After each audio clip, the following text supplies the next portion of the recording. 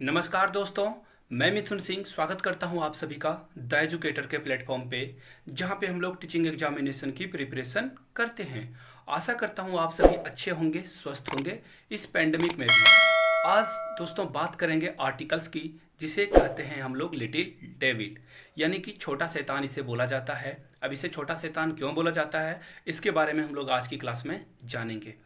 A N का use कहाँ पे किया जाता है, दा का यूज कहाँ पे होना चाहिए और कहाँ पे नहीं होना चाहिए, ये भी जानेंगे। और दा को दा और दी कब पढ़ा जाता है, ये भी जानेंगे। तो चलिए क्लास को शुरू करते हैं बिना किसी देर के। देखो, आप लोगों के लिए एक छोटी सी इन्फॉर्मेशन है दोस्तों। जो आर्मी स्कूल और केबीएस की प्रिपरेशन कर रहे हैं, उसमें एक सेक्शन आता है जीके जीएस का, यानी कि उसमें करंट अफेयर्स भी आपका पूछा जाएगा। और करंट अफेयर्स की प्रिपरेशन के लिए देखो, आपको लिंक मिलेगा नीचे में पिन किया हुआ, वहां से आपको चैनल को जाके सब्सक्राइब कर लेना है। वहां पे आपको करंट अफेयर्स की प्रिपरेशन कंप्लीट हो जाएगी। तो चलिए क्लास को एंजॉय कीजिए, आपको बहुत कुछ सीखने को मिलेगा। कमेंट करके आपको बताना है कि क्लास आपको कैसी लगी है, और लाइक करना ना भूलें। और बहुत सारे मूवी वगैरह आप और फिर कॉमेडी वीडियो शेयर करते हो दोस्तों के साथ, आपको ये वीडियो भी शेयर करनी है अपने दोस्तों के साथ जिनको टीचिंग एग्जामिनेशन में इंटरेस्ट है। तो चलिए क्लास को शुरू करते हैं। शायद ही कोई ऐसा सेंटेंस हो जिसमें आर्टिकल का यूज ना हुआ हो। तो आर्टिकल को, जो हमारे आर्टिकल्स हैं ए, एन और दा का प्रोनाउंसिएशन कैसे होगा, उसके बारे में सीखना बहुत ज़रूरी है। इंटरव्यू या फिर आपके पर्सनल जो स्किल्स हैं, उसके उसे जब मापा जाता है, तब आपको इन सारी चीज़ों के ऊपर काम करना होता है। तो सबसे पहले देखो आप, अ यानी कि जो ए है, इसे कैसे प्रोनाउंसिएशन किया जाता है। तो सबसे पहले आप आ बोलोगे इसे। जब भी सेंटेंस में इसका यूज करना हो, आप इसे आ पढ़ोगे। सेम एन को एन के तौर पे ही पढ़ा जाता है, इसमें कोई चेंजेस नहीं है। आगे देखो, दा को कहीं पे दा या फिर दी पढ़ा जाता है। इसके बारे में हम लोग आगे में सीखेंगे कि इसे ऐसा क्यों पढ़ा जाता है। अब आगे में आप लोग देखोगे, जब किसी वाक्य में आ आता है तो उसका उच्चारण आ होता है, ना कि ए। अब देख लो, यहाँ पे एक सेंटेंस लिखा हुआ है, this is a pen. This is a pen, ना कि दिस इज अ पेन। ऐसा नहीं पढ़ना है आपको, ए नहीं पढ़ना है, आपको पढ़ना है दिस इज अ पेन, यानी कि आपको अ पढ़ना है, ना कि ए। ये बात हो गई क्लियर। आगे बढ़ा जाए। आर्टिकल टू टाइप्स के होते हैं। सबसे पहले डेफिनिट आर्टिकल, यानी कि दा को डेफिनिट आर्टिकल कहा जाता है। अब दूसरा जो है वो है इनडेफिनिट आर्टिकल, यानी कि ए और एन को इनडेफिनिट आर्टिकल कहा जाता है। अब इसके बारे में हम लोग आगे में सीखेंगे। सबसे पहले देख लो, ए और एन का इस्तेमाल कहाँ पे कैसे होता है। सबसे पहले आप लोगों ने क ख पढ़ा होगा। तो क ख से लेके ज्यों तक जब भी ये सारे आपको दिख जाएं, ये हैं आपके व्यंजन वर्ण, यानी कि कॉन्सोनेंट साउंड। इससे पहले आपको लगा देना है ए। और जो हमारे स्वर वर्ण हैं हिंदी के, यानी कि अ, आ, ये सब के पहले आपको लगा देना है एन। अब देखो, मैंने यहाँ पे लिख रखा है कॉन्सोनेंट साउंड, ना कि लेटर, और यहाँ पे वॉवेल साउंड। अब आप इन सारी चीज़ों को कैसे सीखोगे, समझोगे, देखो आप ध्यान से। अ बॉय, यहाँ पे देखो, बॉय यानी कि ब की साउंड आपको देखने को मिलेगी, तो आपको पढ़ना है अ बॉय। अब इसी तरह से अ पेन। अब देखो, यहाँ पे ऑनेस्ट लिखा हुआ है, यहाँ पे अ का प्रोनाउंसिएशन साउंड निकल रहा है, इसीलिए यहाँ पे एन लगा है, जबकि एच क्या है, कॉन्सोनेंट लेटर है। तो ये तो थी फंडामेंटल चीजें जो आपने बचपन में भी पढ़ी थी। सेम चीज एन ईयर है ना। उसके बाद अ ईयर है ना, अ ईयर, यानी कि यहाँ पे अ की साउंड आ रही है यहाँ पे, इसलिए यहाँ पे अ का इस्तेमाल हुआ है। आगे देखो आप लोग, अब इसी तरह से वॉवेल साउंड आपको एमएलए में दिखाई पड़ रहा होगा, एम, उससे पहले ए आपको सुनाई पड़ रहा होगा, यानी कि ये क्या है, स्वर वर्ण है, यानी कि आपको यहाँ पे इस्तेमाल करना होगा एन का। तो ये बातें हो गई क्लियर। आगे देखो, यूनियन, इवन यू क्या है, एक वॉवेल लेटर है, लेकिन इसका साउंड यूनियन के तौर पे होता है, यानी कि वॉवेल हो गया ये हो गया कॉन्सोनेंट, यानी कि व्यंजन वर्ण। तो इसलिए हम लोग यहाँ पे अ का यूज करेंगे। अब आगे में देखो आप, एन ऑरेंज, यानी कि ये वॉवेल साउंड आपको यहाँ पे दिखाई पड़ रहा होगा अ का, यानी कि यहाँ पे एन का यूज करेंगे। अब आगे आप लोग देख लो कहाँ पे दा को दा पढ़ा जाएगा और कहाँ पे दी पढ़ा जाएगा। तो सबसे पहले जान लो आप, if the next word starts with a consonant sound, यानी कि दा के बाद अगर कॉन्सोनेंट साउंड का लेटर आए, वर्ड आए, तो आपको क्या पढ़ना है, उसे दा पढ़ना है, ना कि दी। अब देख लो, अगर अगले शब्द की शुरुआत स्वर एवं व्यंजन से हो, जैसे कि द पेन, है ना, द पेन। अब पेन के पहले मैंने पढ़ा द कार, द बॉय। इसी तरह से अब देखो दी का साउंड कैसे आएगा, if the next word starts with a vowel sound. अब वॉवेल साउंड से आएगा तो आपको कैसे पढ़ना है, अगर अगले शब्द की शुरुआत स्वर की ध्वनि से हो तो आपको पढ़ना है दी इंड। मूवी के बाद में जब ये लिखा हुआ आता है तो आप बोलते हैं मूवी का दी इंड हो गया। उसी तरह से दी एलिफेंट, ना कि द एलिफेंट।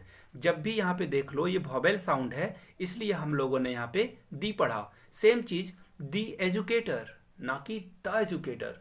दी एजुकेटर पे आपका स्वागत है, लेकिन आप लोग कनेक्ट फील करो इसलिए मैं द पढ़ देता हूं।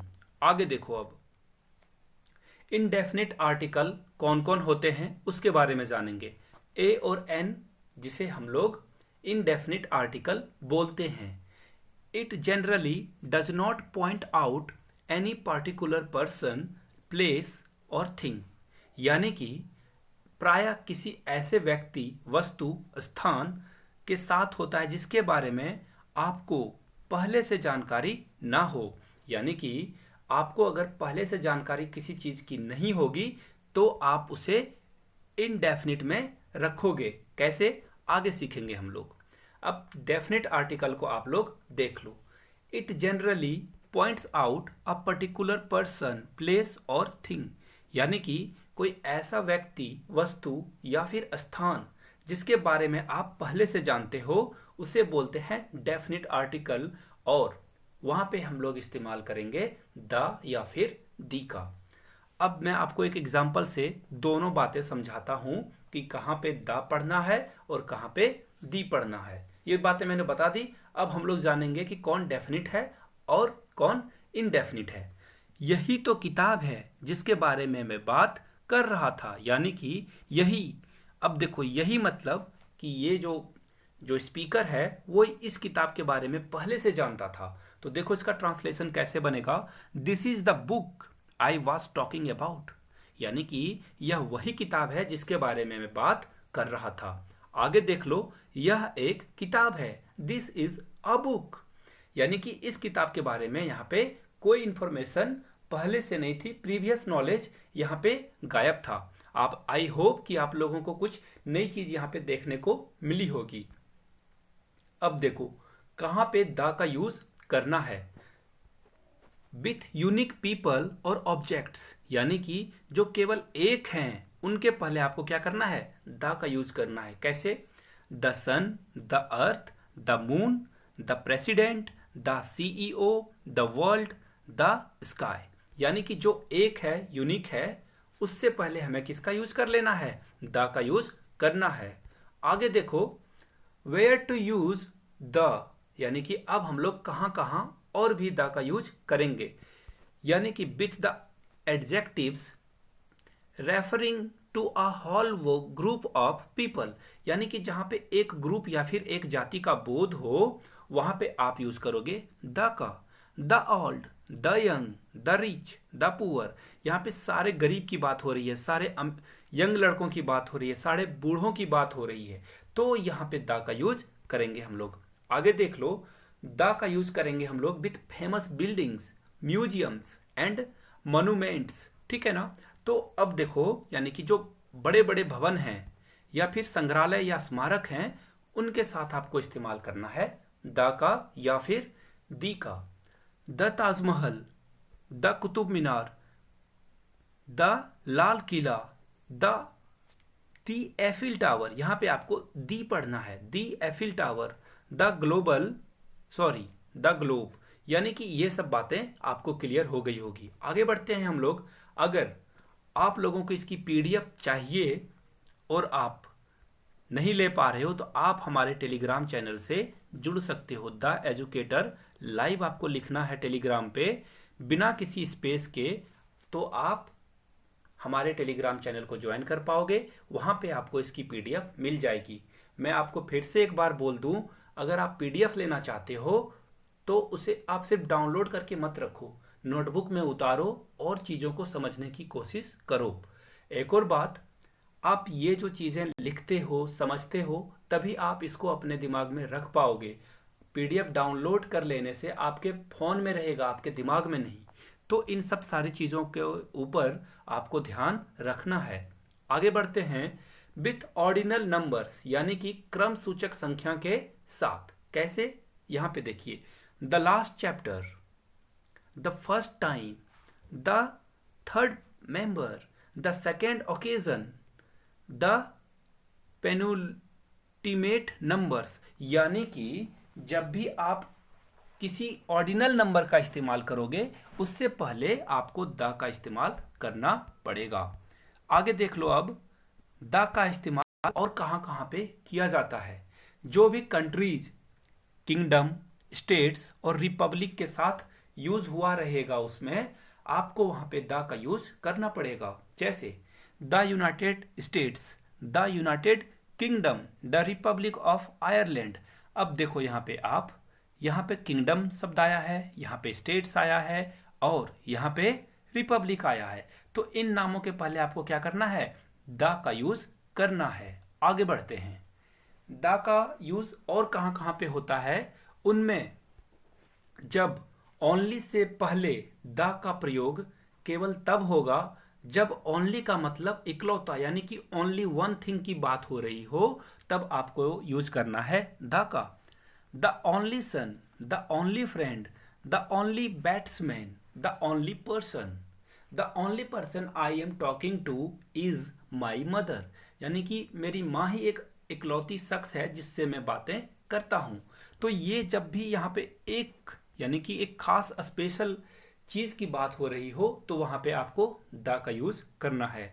आगे देखो, before the whole world, after the word all, यानी कि जब भी होल आ जाए उसके पहले आपको द लगाना है।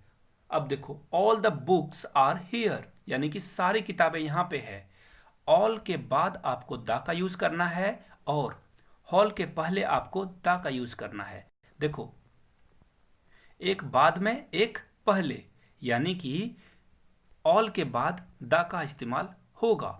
तो ये दो बातें यहां से आप नोट कर सकते हो। आगे बढ़ते हैं। द का प्रयोग कहां पे नहीं करना है? Not to use. पहला, before the name of disease. देखो, क्वेश्चन एग्जामिनेशन में यहीं से आते हैं। द का यूज कर दिया जाएगा और आपको एरर ढूंढने के लिए कहा जाएगा। कोई भी डिजीज का नाम ले लो आप, उसके पहले द का यूज आपको नहीं करना है।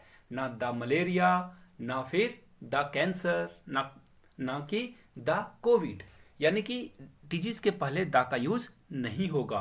आगे देख लो, before the name of language, यानी कि कोई भी लैंग्वेज हो, हिंदी, इंग्लिश, उर्दू, पंजाबी, उसके पहले द का यूज नहीं करना है, ये गलत होगा। आगे देख लो, बिफोर अ प्रॉपर नाउन, यानी कि कोई भी प्रॉपर नाउन हो उससे पहले आपको द का यूज नहीं करना है। The Patna, the Kolkata, the Russia, इसके पहले आपको इस्तेमाल नहीं करना है। जो भी प्रॉपर नाउन है उससे पहले द का इस्तेमाल नहीं किया जाता है। आगे देखो, before the name of a country. अब कंट्री के पहले द का इस्तेमाल नहीं करेंगे, लेकिन कुछ एक्सेप्शन जो हैं मैंने पहले ही आप लोगों को पढ़ा रखा है कि किंगडम आ जाए या फिर स्टेट्स आ जाए तो उनके पहले आप द का यूज करोगे, कोई दिक्कत नहीं है, वहां पे इस्तेमाल किया जा सकता है। आगे देखो किन किन जगहों पे द का यूज नहीं करेंगे। सबसे पहले जान लो ब्रेकफास्ट, ब्रेकफास्ट नहीं पढ़ते हैं इसे, ब्रेकफास्ट। ब्रेकफास्ट, लंच या फिर डिनर के पहले द का इस्तेमाल नहीं करना है, यूज ऑफ द यहाँ पे नहीं होगा। आगे देख लो बिफोर हॉस्पिटल, गॉड और स्कूल, इनके पहले भी आपको द का इस्तेमाल नहीं करना है। अब देखो क्वेश्चन यहीं से फंसते हैं, हॉस्पिटल के पहले द लगा दिया जाएगा और आप ट्रैप हो जाओगे, गॉड के पहले द लगा दिया जाएगा, फंस जाओगे आप, स्कूल के पहले द का इस्तेमाल नहीं होता है। नोट कर लो आप लोग नोटबुक में, पीडीएफ डाउनलोड करने के साथ साथ आपको अपने नोटबुक में प्रिपरेशन को आगे लेके जाना है। आगे बढ़ते हैं। देखो ये तो बातें थी यहाँ तक। अगर आप लोगों को ये सेशन पसंद आया हो और आप हम लोगों से जुड़ना चाहते हो तो आप हमारे फेसबुक अकाउंट को, हमारे फेसबुक पेज को लाइक कर सकते हो, इंस्टा पे हमें फॉलो कर सकते हो, ट्विटर पे भी फॉलो कर सकते हो। सिर्फ आपको द एजुकेटर लाइव लिखना है जहां से आप हमसे जुड़ सकते हो। एक और बात, पीडीएफ के लिए भी आप टेलीग्राम पे यही नाम सर्च करोगे, वहां पे आपको पीडीएफ अवेलेबल हो जाएगी। ये सेशन अगर आप लोगों को पसंद आया हो तो प्लीज़ आप चैनल को लाइक कर लो और नए हो तो चैनल को सब्सक्राइब कर लो और बेल आइकन दबा दो। सबसे इम्पोर्टेंट चीज़, तभी आपको वीडियो की नोटिफिकेशन मिलते रहेगी, अन्यथा आप वीडियो खोजते रह जाओगे, वीडियो आपको नहीं मिलेगी। बेल आइकन घंटे का जो है वो आपको ज़रूर दबाना है। और आपको 50 ईडीएम की वीडियो खोज के चैनल पे देख लेनी है। मैं प्लेलिस्ट बनाने वाला हूं जल्द ही, जहां से आप सारे आर्मी स्कूल और केबीएस की प्रिपरेशन एक साथ कर सकते हो। थैंक यू सो मच, आपने अपना कीमती वक्त दिया। आपके कीमती समय से ज़्यादा इम्पोर्टेंट कुछ भी नहीं है, इसलिए अपने जो टाइम है उसका सही इस्तेमाल करना है आपको। अच्छी किताबें पढ़ें, अच्छे जगहों पे जाएं, अच्छे लोगों से बात करें और सबसे इम्पोर्टेंट बात, अपना ख्याल रखें और अपनों का। Thank you so much. Keep learning, keep growing and most important, be safe there it's pandemic time.